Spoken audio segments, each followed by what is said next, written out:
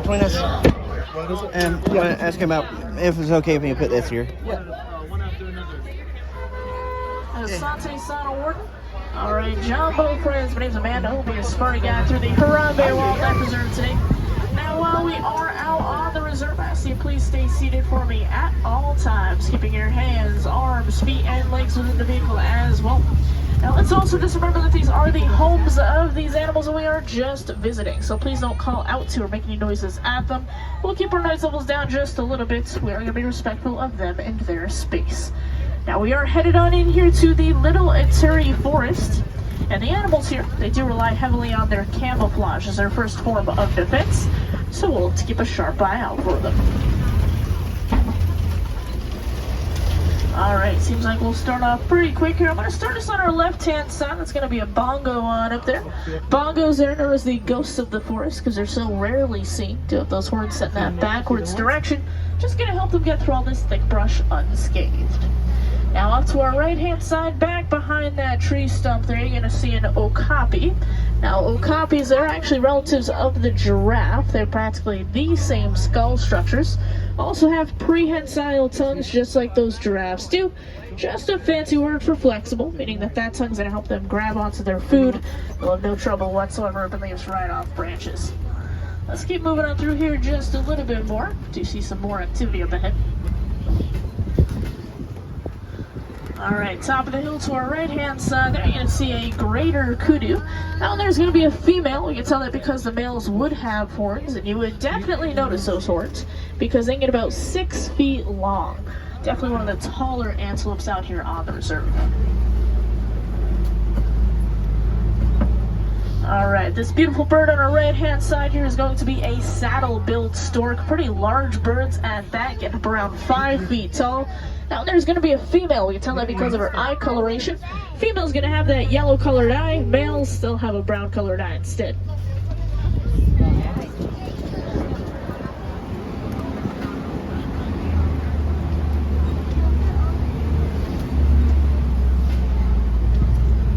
Alright, my friends, not seeing too much else in our immediate vicinity, so we're going to exit on out of the Little Ituri Forest now. And we will start entering on into the Sapi River. Now, the Sapi River is home to lots of aquatic-based animals, so we'll head on out. We'll see what we can find today.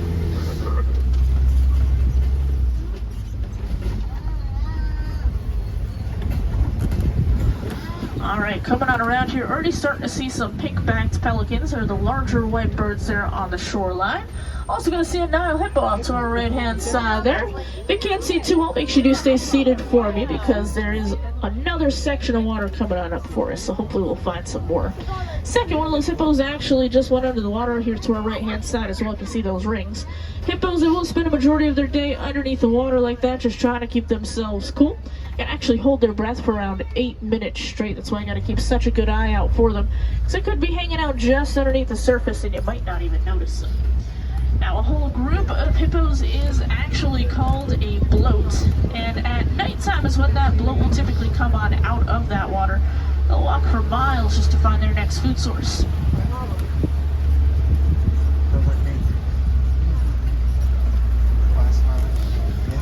Alright, let's swing on around here a bit. Actually, do you see one of those hippos down to our left-hand side between the two islands and real close to us, so my friends on the left, you can take a peek there. But we're going to head across this bridge here now. We're going to see some Nile crocodiles. Now their jaws are actually so strong that it will crush the bones of their prey. Make sure we are staying fully seated at all times, even those little ones. Now they'll get about 16 to 20 feet in length, so about as long as a giraffe is tall.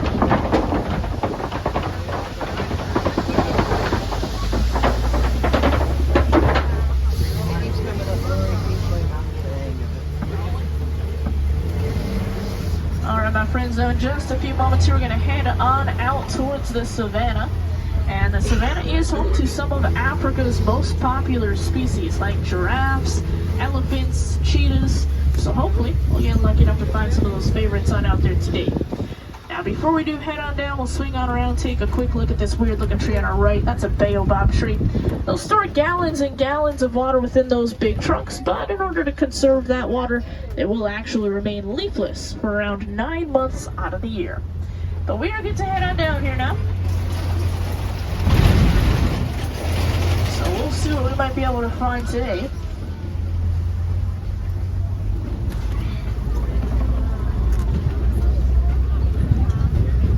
Giraffes coming up.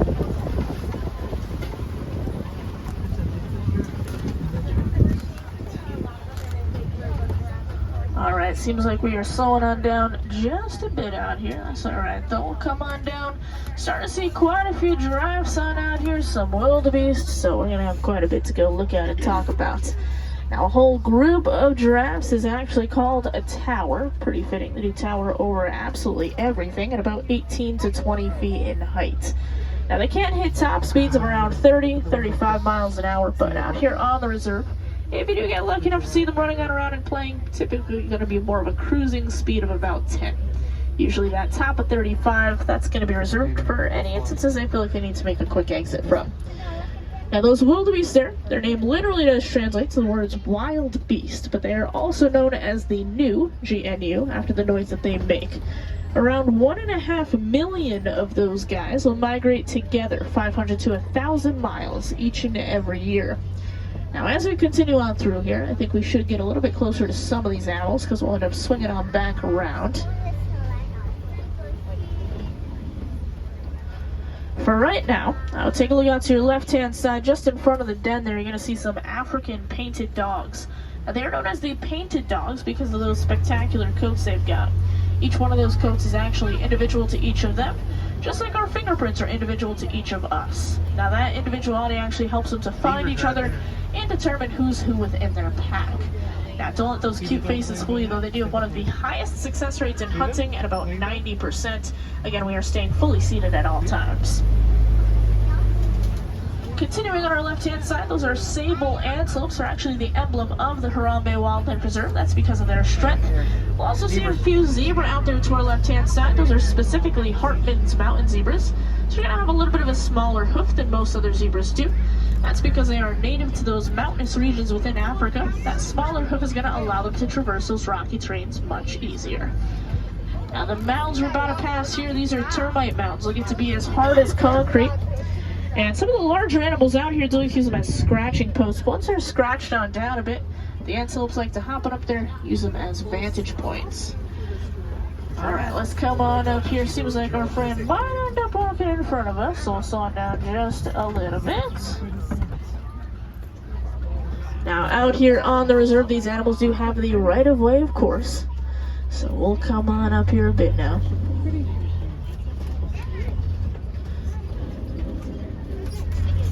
Alright, quite a few up ahead of us here as well. Now, giraffes, they will actually eat for around 20 hours out of their day. Certainly it does not leave too much time for sleeping, so they will only sleep for about 30 minutes each and every day, and that's usually in about 5-minute power nap periods. And they do have those prehensile tongues that help them to grab onto that food. But the coloration of that tongue is going to be a deep purple shade. That's because that tongue is out of their mouth so much, helps it to not get sunburned.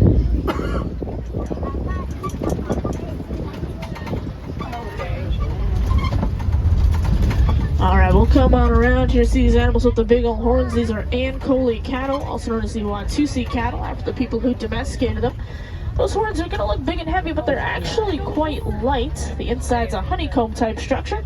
Blood flows through that. That's what helps them regulate their body temperature. So they're going to pump all that blood to the very tip of those horns, and by the time it makes its way back down to their bodies, it'll be cooled down off for them. So pretty awesome system.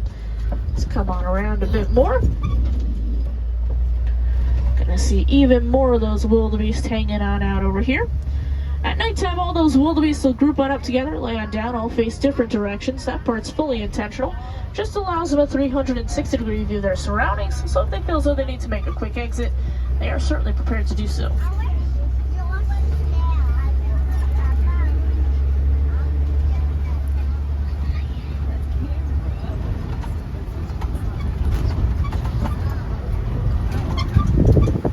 Here we go, so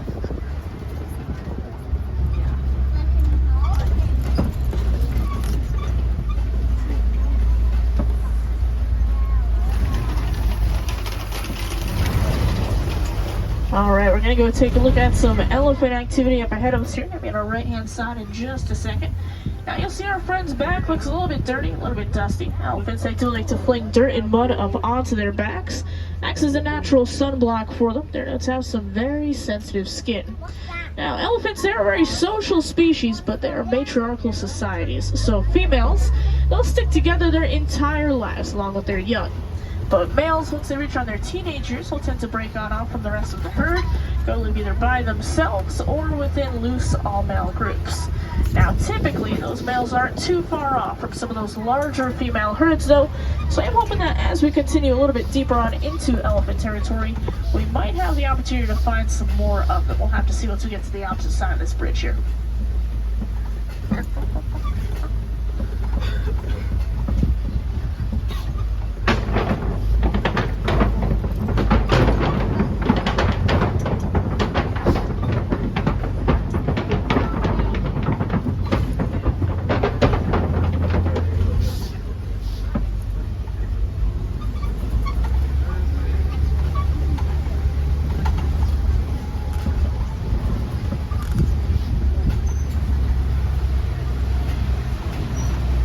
Alright, now if you take a look within this red clay that's on either side of us, you're going to see some footprints, some tusk markings. Elephants, they will actually eat this clay, helps them get some minerals they wouldn't otherwise get in their diets. Now they are very migratory animals. They really don't like to stick in one place for too long.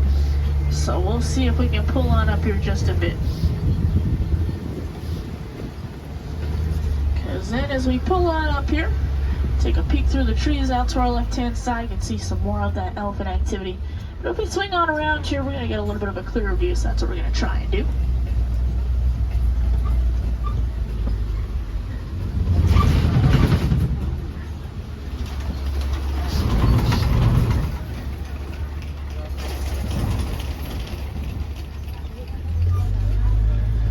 Here's some more giraffe.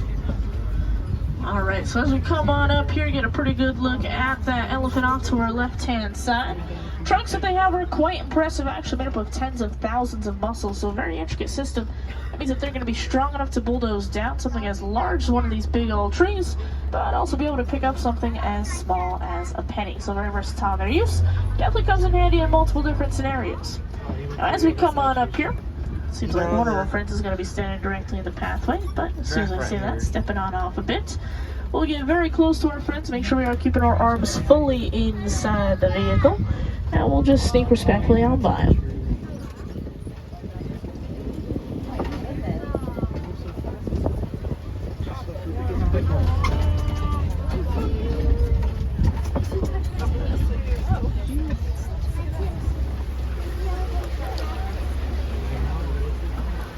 Alright, let's come on up here a bit more. We'll take a look at some flamingos here in just a second. Now these are specifically greater flamingos, so they're both the largest and the lightest pink of all flamingo species, but they will actually hatch gray. Now over their lifetimes, you're going to eat lots and lots of brine shrimp. That's high in something called beta-carotene. That's what's going to end up turning them that pink coloration that we all know and love. It'll take about 2 years for them to be able to turn that full pink coloration, so certainly not something that's going to happen overnight for them. On our right-hand side, these are springbok, and springbok, they most certainly do live up to their names. They'll jump about 6 feet straight up into the air, or 13 feet forward. Also hit top speeds of around 50 to 60 miles an hour, so pretty quick little animals going almost as fast as cheetahs.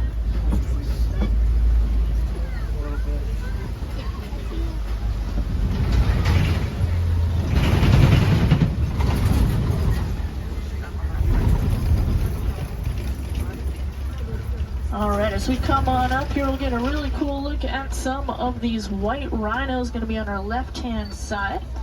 Now, white rhinos, they can only see about 10 feet in front of them, but what they lack in eyesight, they have to make up for with some super sharp hearing. So our friends won't be able to see us, but they can most certainly hear us. Now, we'll keep our noise levels down just a bit. We don't want to scare or startle anybody, that's for sure, because they do get up around 5,000 pounds. They get their name from the Afrikaans word vite.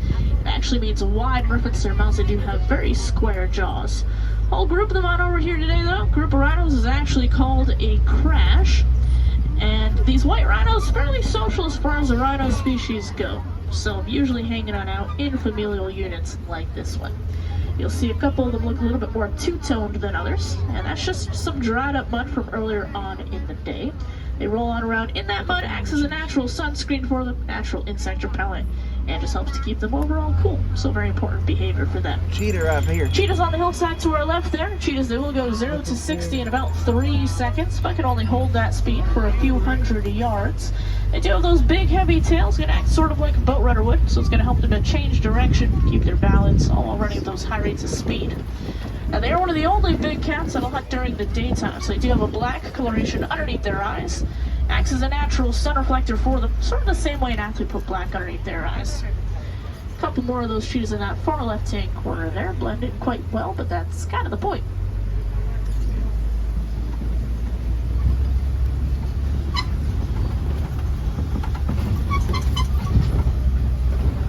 Alright, we're making our way on up towards some Kopi rocks.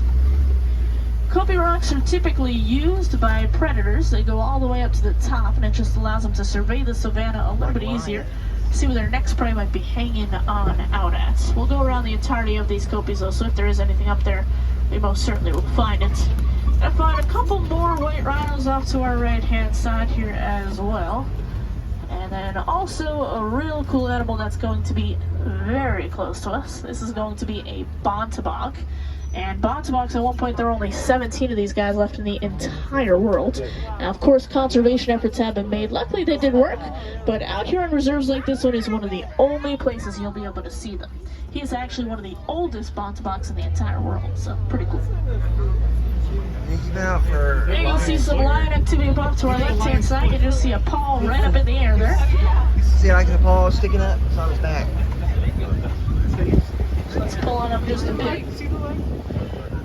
Now, lions, they do like to rest and conserve their energy for about 16 to 20 hours out of their day, so that's definitely what our friend there is doing. And then at nighttime, they'll have tons and tons of energy. It's going to be the females that go on out to all the hunting for the entire pride. Males will stay on back, protect their territory and their cubs.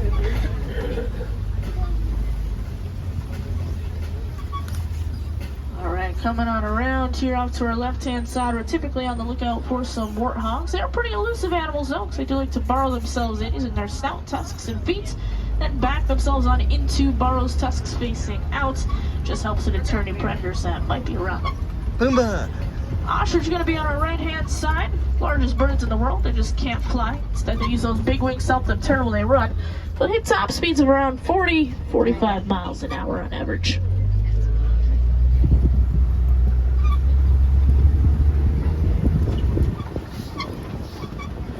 Alright, coming on up here, some eggs on the ground to our right there. Those are ostrich eggs.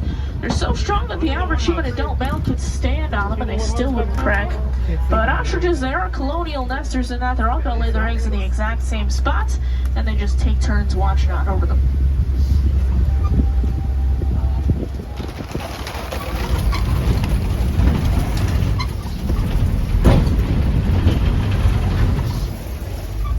Alright, my friends, so we're headed on up towards the Warden's Post. And the Warden's Post is home to some Nigerian dwarf goats. Now, these are domesticated animals. They're domesticated primarily as dairy goats, and they're good both nutritionally and economically for the community. Nutritionally, because of course you can drink that milk, use it in other food products. Economically, because you can then turn on around and sell all those products right back to the village. So just one good example of how humans and animals can live together, help each other out, just as long as it's done right. But we are going to be heading on out of here now, friends, and unfortunately our time together is starting to come to a close. But I think it's important to remember all the animals that we saw out there. Now, regardless of where you're from, we can all have an impact on the conservation of these animals. It's the simple things like reducing, reusing, and recycling that will end up making all the difference in the long run. Now, if you guys do want to go see some more African animals out there today, certainly suggest you go check out Gorilla Falls Exploration Trail. It's a self-guided walking trail. It's going to take as little or as long as you would like. See some cool animals like gorillas, of course, zebras, okapis, naked mole rats, meerkats, just to name a few. There's also an underwater hippo viewing area and an aviary, so certainly some cool animals to go be seen.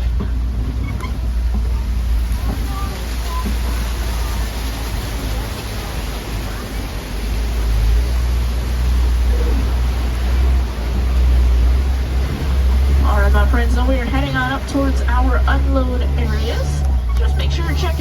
last time around your rows for me. Certainly would not want to leave anything behind.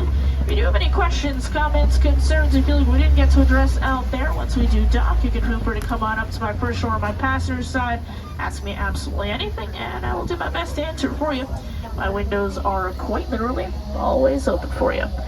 Now, we'll get you guys up out of here onto your next adventure in no time, of course. Seems like we should be good to go here in just a second.